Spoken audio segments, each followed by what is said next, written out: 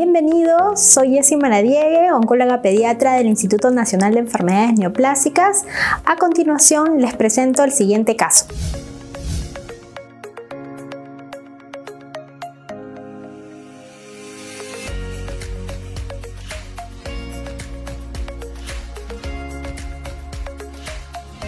En relación al caso presentado, imagine que está atendiendo a este niño en su establecimiento de salud. Permítame hacerle las siguientes preguntas. ¿Cuál es su diagnóstico presuntivo? ¿Qué exámenes solicitaría? ¿Qué indica como manejo inicial? Efectivamente, hoy hablaremos del tema manejo inicial del niño y adolescente con sospecha de cáncer, expuesto por la doctora Cecilia Ugaz. Adelante, escuchémosla. Primeramente, una cosa muy importante que vamos a discutir en esta sección son las enfermedades o emergencias oncológicas que se pueden presentar, porque muchas veces estas se presentan al diagnóstico y es importante que el médico pueda manejarlas.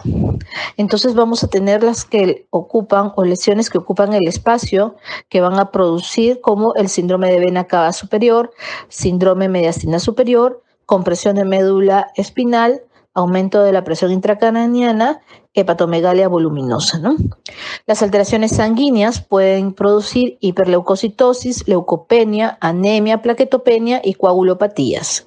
Y las metabólicas como el síndrome de lisis tumoral, hipercalcemia y el CIJAT. No vamos a hablar de todas, vamos a hablar de las más frecuentes. Entre ellas entonces tenemos el síndrome de lisis tumoral. El síndrome metabólico causado por la rápida y masiva liberación de productos intracelulares debido a lisis celular, espontánea o causada por fármaco de células leucémicas es el famoso síndrome de lisis tumoral aguda. Va a estar caracterizado por algunas cosas muy importantes que es lo que vamos a tener que buscar, como incremento del ácido úrico, del potasio, del fósforo y la urea, y una disminución en el calcio. ¿Esto qué va a llevar? Va a llevar a un riesgo de insuficiencia renal y va a estar asociado a algunos factores de riesgo, como qué, qué cosa nos puede llevar a un síndrome de lisis tumoral. Primero, la alta carga tumoral. Por ejemplo, si hay hiperleucocitosis, linfadenogalias, visceromegalia, eso nos va a llevar. El uso de quimioterapia, sensibilización a drogas, valor incrementado de DHL, nos puede sugerir que ese paciente puede hacer una lisis tumoral. Y la clínica se va de cómo va a presentarse. Es un producto de las complicaciones metabólicas referidas, letargia, somnolencia, náuseas, vómitos y orinas lechosas. Entonces, las emergencias oncológicas pueden ocurrir en cualquier momento del curso de tratamiento del cáncer. Sin embargo, muchas veces se va a presentar previo al diagnóstico. Por eso es importante valorarlas antes. ¿Cómo vamos a prevenir entonces el síndrome de lisis tumoral? Primero es muy importante el monitoreo de funciones vitales, balance hídrico y diuresis. Acuérdense que este síndrome se va a presentar con mayor frecuencia en la leucemia. Entonces, si tenemos un paciente con leucemia, ¿qué vamos a hacer? Primero, monitoreo de las funciones vitales, ¿no? Un balance hídrico estricto porque estos pacientes pueden cursar con anuria y eso dañar mucho más el riñón, ¿no? Hay que mantener una hidratación en 3000 cc por metro cuadrado, ¿no? Que es superficie corporal por día, dependiendo del estado del paciente y tener en cuenta la vía oral. No le vas a poner todo en la vía si el niño está tomando líquidos. Aparte es importante mantener una diuresis de 2 a 4 cc kilo hora. Uso de fluidos sin potasio, quiere decir que esa vía no debe tener potasio debido al riesgo de hipercalemia. Alcalinización con el uso de bicarbonato de sodio a 40 a 80 miliequivalentes por litro, aunque en los últimos años esto no se está usando a menos que el riesgo sea inminente. Medición del pH urinario, mantenerlo entre 7 y 7.5 y evitar la precipitación de cristales de ácido úrico en un medio ácido a nivel de los túbulos renales. ¿Qué otra cosa vamos a usar? Se puede usar el allopurinol a 300 miligramos metro cuadrado día o 5 a 10 miligramos kilo día dividido en 2 a 3 dosis. Al inhibir la xantina oxidasa se va a disminuir la formación del ácido úrico y manejo de complicaciones metabólicas asociadas como la hipercalemia, hipocalcemia, hiperfosfatemia y la insuficiencia renal aguda si es necesario. Entonces es un manejo conjunto de ver los exámenes porque puede haber un síndrome de lisis tumoral bioquímico donde están los exámenes alterados, pero el paciente se encuentra estable, no está vomitando, no está letárgico. Pero puede haber uno ya instaurado con signos y síntomas y es importante que lo vea también el nefrólogo para ver si es que necesita una diálisis o no.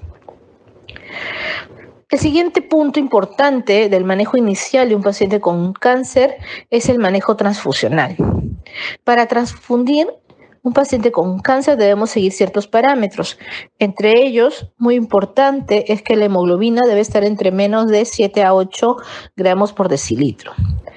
Cuando queremos ver o tenemos un paciente con plaquetopenia, sí o sí debe recibir transfusiones cuando se encuentra con menos de 20.000 unidades por litro.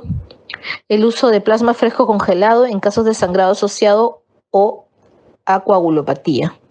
Acá es importante recordar que muchas veces no vamos a esperar que las plaquetas lleguen a menos de 20 para poder transfundirlos, ¿no? Si es que podemos contar con el apoyo del banco de sangre, es importante que se le pongan las plaquetas. En cambio, en cuanto a la hemoglobina, si nosotros tenemos un paciente que cursa con hiperleucocitosis, todavía podemos retrasar un poco las transfusiones. ¿Por qué? Porque puede aumentar el riesgo del síndrome de lisis tumoral.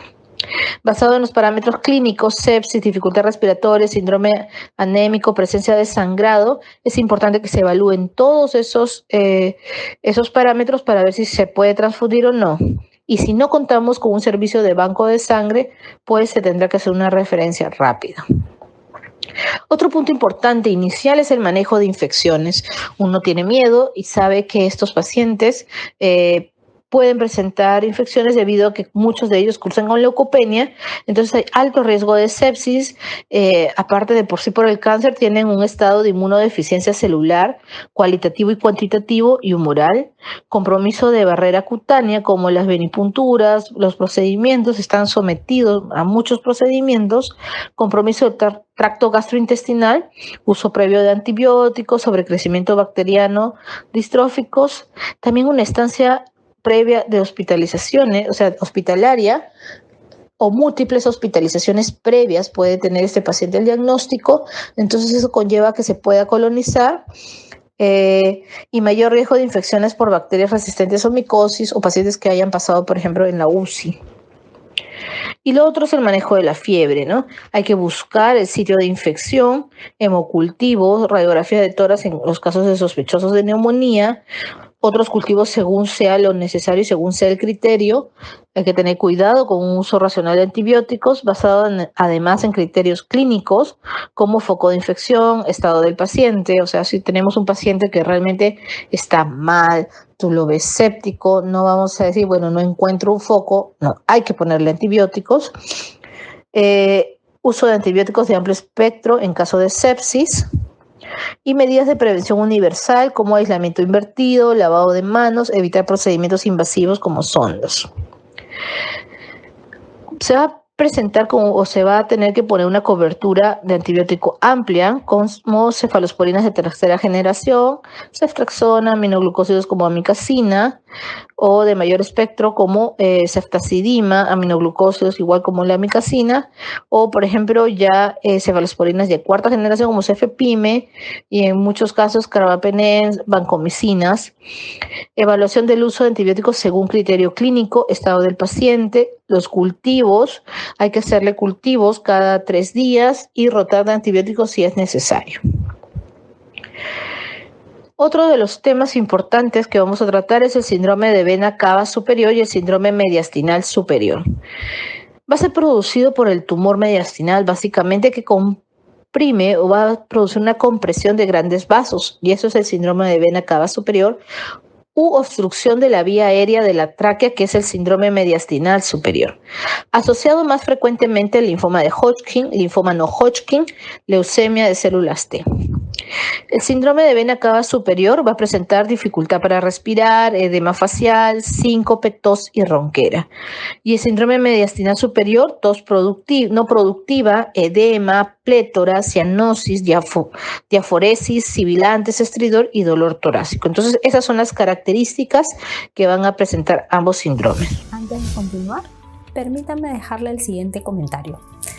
Las enfermedades oncológicas en los menores de 18 años podrían debutar como emergencias oncológicas. Lo primero es mantener la calma y seguir los mismos lineamientos de los cuidados que usted seguiría con los pacientes críticos. No lo olvide. Continuemos con el desarrollo del tema. Acá en esta imagen podemos ver cómo el mediastino está totalmente ensanchado y eso va a producir una compresión de grandes vasos, ¿no? El manejo inicial debe enfocarse en mantener la vía aérea y la circulación. Todo niño debe tener monitoreo cardiorrespiratorio, así tenga sintomatología leve, porque se pueden complicar rápidamente. Oxígeno en caso de distrés respiratorio, hidratación adecuada. La ventilación espontánea debe ser mantenida si clínicamente es posible. Usar presión continua de vía aérea y el posicionamiento adecuado va a ser muy importante para el paciente. Evitar en lo posible la parálisis muscular si la ventilación mecánica es necesaria. La obstrucción de la vía aérea puede ocurrir aún después de la intubación. La anestesia general puede empeorar la obstrucción de la vía aérea llevando a un colapso vascular, por lo tanto deben tener mucho cuidado y avisar siempre al anestesiólogo que tiene una masa mediastinal. Acá podemos ver el primer día cómo hay un ensanchamiento del mediastino y cómo después de 4 días de tratamiento con corticoide eso ha disminuido. El otro síndrome que tenemos es la compresión medular. La compresión medular es la invasión del canal medular por un tumor localmente avanzado o por metástasis que produce compresión o desplazamiento de la médula espinal y esto se puede presentar al diagnóstico. Lesión compresiva que afecta tanto la médula espinal como sus raíces y plexos nerviosos y es como un manejo inicial, es una emergencia.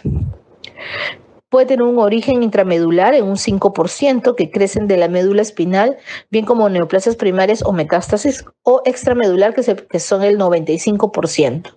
Se origina fuera de la médula, extradurales en los cuerpos vertebrales y tejidos epidurales e intradurales en las raíces o en las leptomeninges. ¿Qué síntomas va a presentar? Dolor de espalda se presenta en un 80-90% en la vecindad del área afectada, puede preceder en meses o días a la compresión medular, puede ser constante, progresivo y se exacerba con la posición supina, movimientos o maniobras de Valsalva y flexión del cuello. Entonces, todos esos son los síntomas que puede presentar o cómo se presenta el dolor de espalda. Y también signos neurológicos como debilidad, anomalías sensoriales, parestesias o disminución de la sensibilidad en un 50-60%, paresias en un 70-80%. La paraplegia y cuadriplegia puede progresar rápidamente, por lo tanto es importante tratarlo. Incontinencia urinaria fecal o retención urinaria por la compresión, si la lesión es a nivel del cono medular, eso lo va a producir.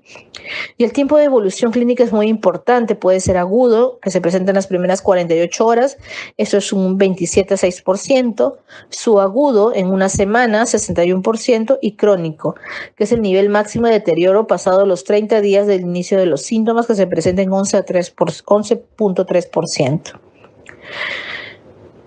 Y como último vamos a ver cómo se va a tratar esto, cómo hay que manejarlo. El dolor de espalda en pacientes con cáncer.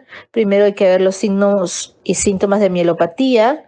Si presentan radiculopatía o dolor con la radiografía normal. Entonces, si hay signos y síntomas de mielopatía, hay que usar la dexametasona de frente porque es una emergencia, 1 a 2 miligramos por kilo endovenoso STAT. Pero si solo tenemos síntomas de radiculopatía o dolor o tenemos una radiografía que no está tan bien, hay que hacer una resonancia, ¿no? Si hay una compresión medular más del 80%, inicia con dexametasona, radioterapia o cirugía. Si está menos del 80%, también se le va a dar dexametasona con radioterapia o cirugía Y si no hay compresión, entonces hay que hacer un estudio de líquido cefalorraquídeo para ver si hay alguna lesión intra. Estimado participante, con esto concluimos la clase de hoy. Damos gracias a la doctora Cecilia Ugaz por su excelente presentación. Y me gustaría dejarle una pregunta. ¿La información recibida le resulta útil?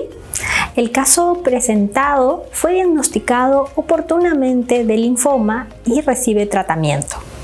Recuerde que el manejo inicial de los niños y adolescentes con sospecha de cáncer favorece el tratamiento oportuno y previene complicaciones. Con esta reflexión me despido. Muchas gracias por su atención.